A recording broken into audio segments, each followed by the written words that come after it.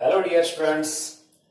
आज हम क्लास 11 की नई सीरीज स्टार्ट कर रहे हैं जिसमें फर्स्ट चैप्टर है हमारा फिजिकल वर्ल्ड। तो फिजिक्स की इस दुनिया में आप सभी का स्वागत है। अपन आज फिजिक्स के बारे में, फिजिक्स की क्या डेफिनेशन है, साइंस वर्ल्ड की क्या मीन्स है, साइंस की क्या डेफिनेशन है, इन सबको स्टडी करेंगे। तो बचपन से हमें जो नेचर है उससे बड़ा लगाव रहता है। नेचर में क्या कुछ हो रहा है उसको अपन जानने की हमारे अंदर क्यूरियोसिटी रहती है। कुछ नेचुरल फिनोमिना जैसे अपन देखें रेनबो है, सनराइज सनसेट कैसे हो रहा है। हम रोज देखते हैं कि सन ईस्ट में राइज होके वेस्ट में सनसेट हो रहा है, इसको अपन ऑब्जर्व कर रहे हैं। कैसे जब अपन कहते हैं रेनी डेज आते हैं उस टाइम पे रेनबो दिखता है, कैसे लाइटनिंग होती है, टॉर्नेडोज वगैरह और सोलर और लूनर एक्लिप्स, इन सब के बारे में अपन जो नेचर में जो कुछ हो रहा है उसको अपन देख के रोमांचित हो उठते हैं कि नेचर में ऐसा क्या है। तो इन सबको अपन नेचर का स्टडी कर रहे हैं, ठीक है। तो इन सब के लिए हमने एक अलग से ही एक बनाया सब्जेक्ट जिसको अपन कह रहे हैं साइंस। जैसे क्लास 10th पास करने के बाद में आपके सामने एक बड़ा सा एक चैलेंज रहता है कि मैं क्या सब्जेक्ट की ओर चूज करूं, ठीक है। मैं आर्ट्स लूं, कॉमर्स या साइंस। तो आप अपने दिल की सुनिए, आप देखिए कि मेरा इंटरेस्ट किस सब्जेक्ट में है और मैं आगे बेस्ट अपना किस सब्जेक्ट में दे सकता हूं। तो ये एक बहुत ही रुचिकर, बहुत ही इंटरेस्टिंग और बहुत ही चैलेंजिंग सब्जेक्ट है साइंस, और इसमें काफी सारा स्कोप भी है। वैसे अपन देखें तो स्कोप हर एक सब्जेक्ट में है। अपन साइंस की बात करें तो पहले साइंस वर्ड के बारे में थोड़ा सा अपन देखते हैं कि साइंस एक लैटिन वर्ड है, सेंटिया वर्ड, जिसका मीन होता है टू नो। साइंस किससे मिलकर बना है? साइंस जो है वो सेंटिया, ये सेंटिया एक लैटिन वर्ड है जिसका मीनिंग होता है टू नो, जानना। तो अपन जान रहे हैं, किसके बारे में जानेंगे वो अपन देखते हैं। नेचर को अपन स्टडी कर रहे हैं। तो साइंस एक्चुअल में अपन देखते हैं जो हमारे पीछे वाले जितने सारे अपन हमारे जो पूर्वज थे उनको अपन बोले कि ये इनने जो ज्ञान अचीव किया, उन्होंने जो नॉलेज अचीव किया, उनको अपन क्या कर रहे हैं, उनको स्टडी कर रहे हैं। उनमें क्या क्या करेक्शन हो सकते हैं उनको स्टडी कर रहे हैं और फिर अपन अपनी थ्योरी सामने रख रहे हैं। तो ये एक ऑर्गेनाइज नॉलेज बोला जाता है। ऑर्गेनाइज नॉलेज का मीन्स क्या हो गया कि पीछे जितना सारा ज्ञान था, जैसे अपन कहें पहले माना जाता था कि सन ईस्ट से राइज, अगर हम देखें कि सन राइज हो रहा है ईस्ट से और वेस्ट में ये सनसेट हो रहा है, तो इसका मीन हो गया कि सन रिवॉल्व कर रहा है किसके अराउंड? अर्थ के अराउंड। तो पहले तो ऐसे ही माना जाता था क्योंकि देखने में ऐसा ही आ रहा है, लेकिन बाद में जब कैलकुलेशन, ग्रेविटेशन वगैरह के बारे में देखा गया, न्यूटन्स ग्रेविटेशन लॉ, तब हमें बाद में पता लगा, गैलीलियो ने भी ये बोला था, उससे पहले गैलीलियो ने बता दिया था कि सन रिवॉल्व नहीं करता, अर्थ रिवॉल्व करती है। तो वो एक कैलकुलेशन के ऊपर बेस्ड था, ठीक है। तो पीछे का जितना सारा ज्ञान है उन सबको अपन समेट कर और उनपे क्या क्या और नॉलेज को अपन आगे बढ़ाते हैं, इन सब के बारे में स्टडी जो है वो ऑर्गेनाइज नॉलेज के अंतर्गत अपन देखेंगे। तो साइंस को अगर हम डिफाइन करें तो science is a systematic and organise study of nature, ठीक है। तो अपन कह रहे हैं कि एक नॉलेज है जिसको अपन ऑर्गेनाइज नॉलेज मान सकते हैं, या फिर सिस्टमेटिक और वेल ऑर्गेनाइज, एक सुव्यवस्थित और एक क्रमबद्ध अपन बोल रहे हैं ज्ञान है जिसको अपन नेचर से देख रहे हैं, ठीक है। उनको अपन स्टडी कर रहे हैं, बस उनको अपन जान रहे हैं, यही हमारा क्या है? साइंस, ठीक है। तो नेचर में जो कुछ हो रहा है उसको अपन स्टडी कर रहे हैं। जैसे अपन क्रिकेट खेलते हैं, तो क्रिकेट खेलते हैं तो अगर मान लो अपन को नॉलेज क्रिकेट के नियम का नहीं है, ठीक है, तो सपोज अपन क्रिकेट देख रहे हैं तो हमने देखा कि एक जो बैट्समैन है वो स्टंप आउट हो गया, ठीक है। तो हमने देखा कि ये कौन सा नियम है स्टंप आउट का, तो हमने फिर जाना कि हाँ स्टंप आउट भी होता है। फिर हमने देखा टाइम आउट, तो ये भी एक रूल होता है टाइम आउट का भी। तो हमें क्रिकेट के रूल्स पहले नहीं पता थे, लेकिन देख देख के हमने सीख लिए रूल्स को, ठीक है। जैसे हमने देखा कि एक बॉलर ने बॉल फेंकी और बैट्समैन चकमा खा गया और बॉल जाके उसके सीधा पांव पे लगी, ठीक है। अब जो बॉलर है उसने अंपायर से अपील की, हाउस दैट, तो अंपायर ने आउट दे दिया। हमने देखा बैट्समैन क्रीज छोड़ के और बाहर जा रहा है पेविलियन की ओर।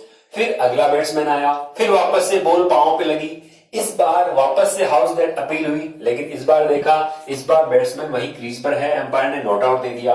तो फिर हमने सोचा, हमने पहले देखा था कि भाई पांव पे बॉल लगती है तो आउट माना जाता है, हमने ये अपना नियम समझ लिया, लेकिन बाद में हमने ये देखा कि अगली बार एम्पायर ने आउट नहीं दिया, तो इसका मीन क्या है? इसका मीन उसमें फिर एक नया करेक्शन आया कि भी हो सकता है कुछ और रूल हो। तो फिर हमें जानने को ये मिला कि अगर बॉल स्टंप की ओर जा रही है तब अपन कहते हैं कि वो आउट माना जाता है।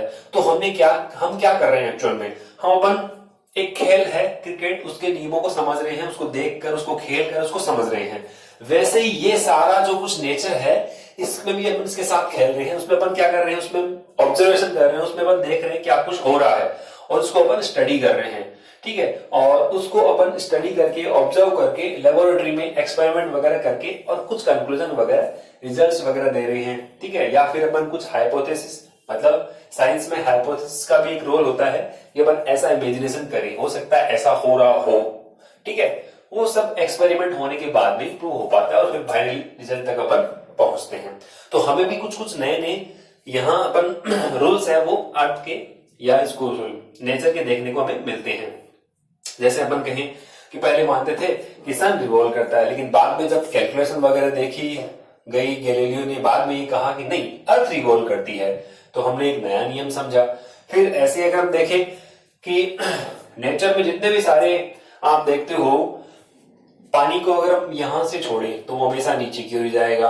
अपन गैस पर पानी को रखते हैं तो हमेशा गर्म ही होता है, कभी ठंडा नहीं हुआ। अपनी हथेली को अगर हम रगड़ते हैं तो हमेशा गर्म ही होती है, ठंडी नहीं होती।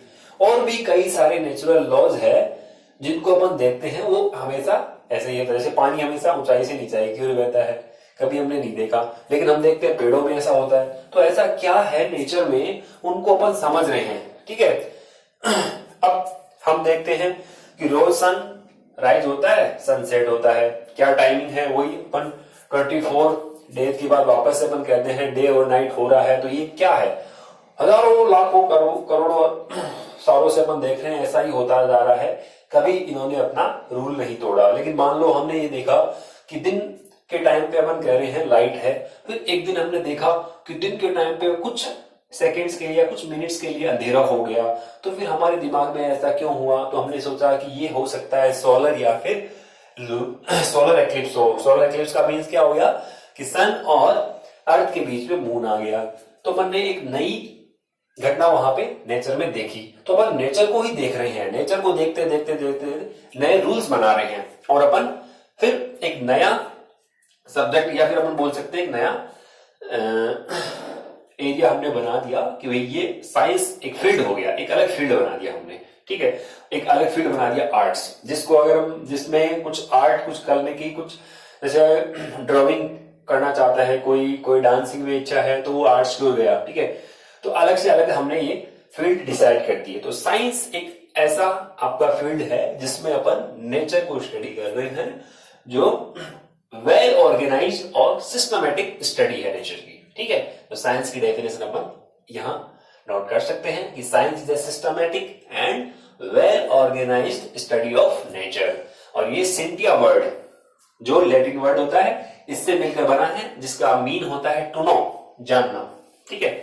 फिर अपन आते हैं साइंस की एक ब्रांच जिसे अपन कहें फिजिक्स। अब साइंस अगर आपने ली है तो साइंस में आपको कई सारे सब्जेक्ट मिलेंगे, केमिस्ट्री है, मैथमेटिक्स है, बायोलॉजी है, फिजिक्स है, और भी कई कंप्यूटर साइंस है।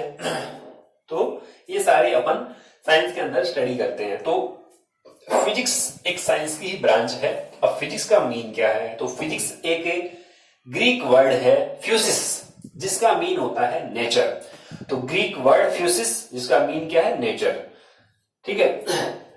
अब अपन नेचर को जो स्टडी कर रहे हैं, नेचर के क्या क्या फिनोमिना है, क्या क्या नेचुरल लॉज हैं, उनको अपन स्टडी कर रहे हैं, वही क्या होती है हमारी फिजिक्स। तो फिजिक्स को अगर सिंपल वे में डिफाइन करें तो कैसे डिफाइन करेंगे कि physics is a study of nature and natural phenomena, ठीक है। और अगर और मोर एक्यूरेट फॉर्म में इसको डिफाइन करना चाहें तो फिजिक्स की डेफिनेशन देने के लिए हमें बात करनी होगी मैटर एंड एनर्जी पे, ठीक है। अब ये मैटर क्या है ये भी अपन जानते हैं। मैटर क्या होता है कि एक ऐसा सब्सटेंस है जो कोई स्पेस ऑक्यूपाई करता है, जिसके पास कुछ मास हो, ठीक है। तो matter is a substance that have some mass and occupy some space,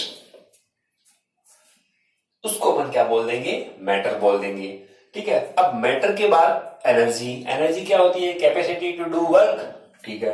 तो अपन बोलते हैं कि इन दोनों की बात होती है फिजिक्स में, मैटर और एनर्जी, ठीक है। और इन दोनों के बीच में क्या इंटरेक्शन होता है, कैसे एनर्जी का मैटर में ट्रांसफॉर्मेशन होता है, कैसे मैटर का एनर्जी में ट्रांसफॉर्मेशन होता है। बस इन दो बातों पे जो स्टडी होती है वही हमारी क्या कहलाती है, फिजिक्स, ठीक है। तो इसको अपन फिजिक्स को डिफाइन करें तो कैसे डिफाइन करेंगे कि physics is a branch of science in which we study the matter and energy and interaction between them. तो ये अपन बता सकते हैं कि मैटर और एनर्जी के बीच में आप इनके इंटरेक्शन को स्टडी कर रहे हो, उनके बीच में क्या म्यूचुअल इंटरेक्शन हो रहा है, ठीक है। जैसे अपन कहते हैं सन से क्या आ रही है, रेडिएशन आ रहा है, तो वो एक एनर्जी है, ठीक है। अब वो अपन देख रहे हैं मेटल की सरफेस पे गिर रहा है, ठीक है। अपन देखते हैं हमारी जो फील्ड्स है, खेत वगैरह है, उनमें आपने देखा होगा सोलर प्लेट्स वगैरह लगी हुई है, ठीक है। तो वो चार्ज होती है, एनर्जी को स्टोर कर रहे हैं अपन। क्या हो क्या रहा है, वहां एनर्जी आ रही है सन की, तो वो एनर्जी है, ठीक है। अब वो सोलर प्लेट पे गिरी, वहां से इलेक्ट्रॉन इमिट हुए। अब वो इलेक्ट्रॉन क्या है, मैटर, यानी एटम का एक हिस्सा है इलेक्ट्रॉन। अपन को पता है कि एटम में क्या क्या होते हैं, एटम में इलेक्ट्रॉन, एटम में एक न्यूक्लियस होता है, इसमें प्रोटॉन एंड न्यूट्रॉन होता है, ठीक है। हाइड्रोजन एक एक्सेप्शन है जिसमें न्यूट्रॉन होता ही नहीं है। तो न्यूक्लियस में प्रोटॉन और न्यूट्रॉन और बाहर इलेक्ट्रॉन डिवॉल्व करते हैं। तो ये इलेक्ट्रॉन उस मेटल की सरफेस से बाहर इजेक्ट हो गया, तो एनर्जी ने क्या कर दिया, इलेक्ट्रॉन को बाहर इमिट करा दिया। तो इनके बारे में इंटरेक्शन हो रहा है उन दोनों का, उनके ऊपर ही अपन स्टडी करते हैं, ठीक है। तो मैटर को एनर्जी में कन्वर्ट किया जा सकता है और एनर्जी को मैटर में कन्वर्ट किया जा सकता है। ये एक आइंस्टाइन का मास एनर्जी इक्विवेलेंस रिलेशन होता है, ठीक है। जैसे E equals to mc square, ये आपने स्टडी किया होगा कि energy equals to mass into c square. बहुत ही छोटा सा, नन्हा सा, प्यारा सा एक इक्वेशन है, E equals to mc square, ठीक है। बहुत बड़ा अपन देखें, हालांकि है छोटा सा, लेकिन इसने बहुत बड़े बड़े काम कर डाले हैं, ठीक है। इससे हमने क्या बना लिया, इससे हमने एटम बम बना लिए हैं, ठीक है।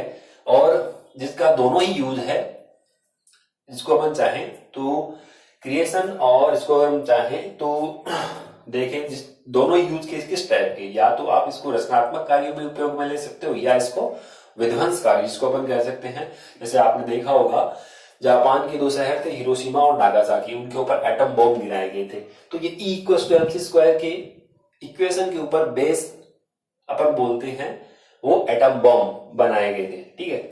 यानी एक तरह से अपन इस इक्वेशन का ही सहारा लिया गया था, यो मान सकते हैं हम, ठीक है। और रचनात्मक कार्य में कैसे, जैसे कई सारे हमने न्यूक्लियर पावर प्लांट बना रखे हैं, उसमें हमने न्यूक्लियर फिशन करवाकर और अपन एनर्जी को क्रिएट कर रहे, एनर्जी क्या कर रहे हैं, एनर्जी जनरेट कर रहे हैं, और उस एनर्जी को इलेक्ट्रिसिटी के फॉर्म में अपने घरों तक सप्लाई हो रही है। तो दोनों ही रूप है, रचनात्मक भी और दूसरा विध्वंसकारी भी। वो तो हम हमारे ऊपर निर्भर है कि हम उसका कैसे उपयोग करते हैं, या तो अपन सदुपयोग करें या अपन दुरुपयोग करें, ठीक है। तो नेचर तो क्या करता है, नेचर तो एक तरह से अपन कहे हमारे लिए है, हम नेचर के रूल्स को समझें और उसको जो मानव के हित में है उसके अकॉर्डिंग अपन उसको ऑक्यूपाई कर ले, उसको अपन आत्मसात कर ले, यूं कह सकते हैं। तो आज के लिए तो अपन ये बात करें फिजिक्स की, तो ओनली हमने सतही लेवल पर इसको देखा है क्या कि साइंस और फिजिक्स, इनकी हमने डेफिनेशन नोट की है और कुछ भी नहीं, ठीक है। तो साइंस के बारे में अगर हम देखें तो ऐसा नहीं कि फिलहाल जो साइंटिस्ट है उनका ही कोई रोल है, उनसे पीछे जो साइंटिस्ट गए हैं उन्होंने क्या नॉलेज अचीव किया, उन्होंने क्या नोट करते गए, उन सबको भी स्टडी किया जाता है। फिर उसके बाद में रिजल्ट्स वगैरह दिए जाते हैं, ठीक है। जैसे आप एक महात्मा बुद्ध का नाम हमने सुना होगा, तो महात्मा बुद्ध साइंस के बारे में कहते हैं कि साइंस की डेफिनेशन कैसे कहते हैं, वो कहते हैं कि किसी चीज को सिर्फ इसलिए मत मानो कि वो तुम्हारे दादाजी ने कही है, और किसी चीज पर केवल मात्र इसलिए विश्वास मत करो कि वो तुम्हारे धर्म ग्रंथों में लिखी हुई है। किसी चीज पर इसलिए केवल मात्र विश्वास मत करो कि वो तुम्हारे गुरु ने बताई है।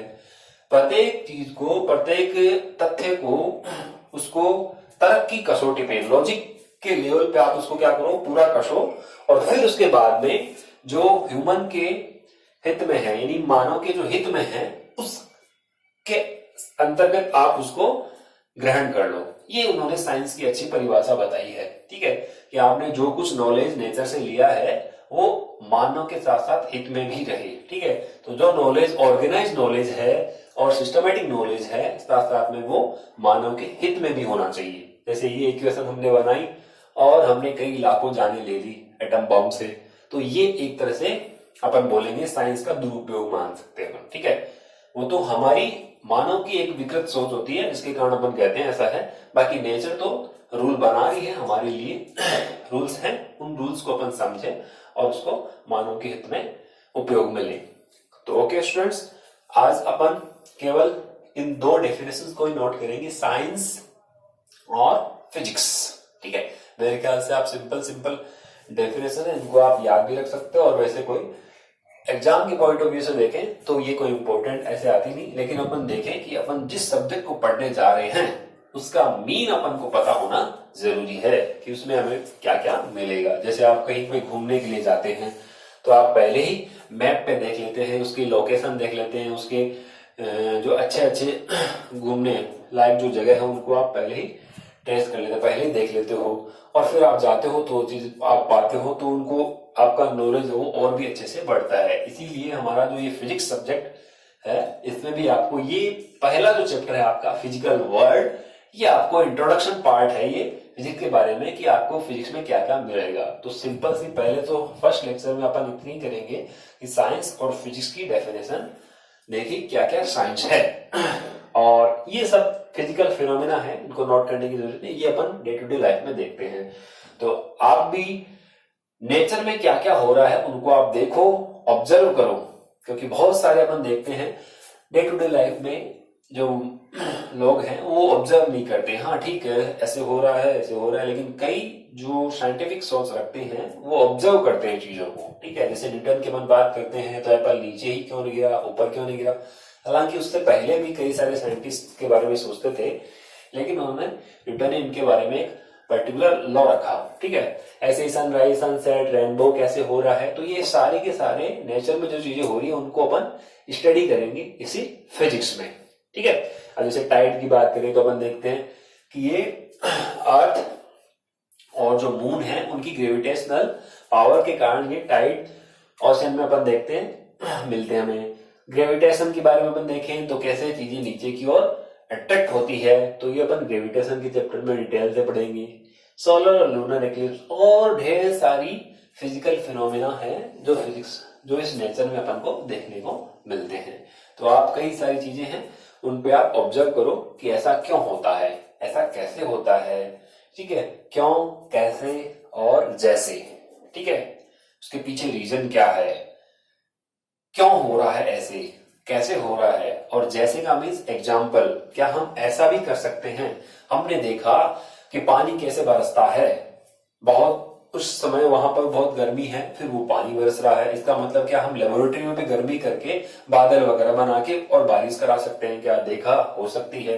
तो अपन नेचर को पढ़ रहे हैं, नेचर को स्टडी कर रहे हैं, और नेचर के रूल्स को देखते हुए लेबोरेटरी में एक्सपेरिमेंट कर रहे हैं, और फिर वो उनको मानव के हित में उसको उपयोग में ले रहे हैं।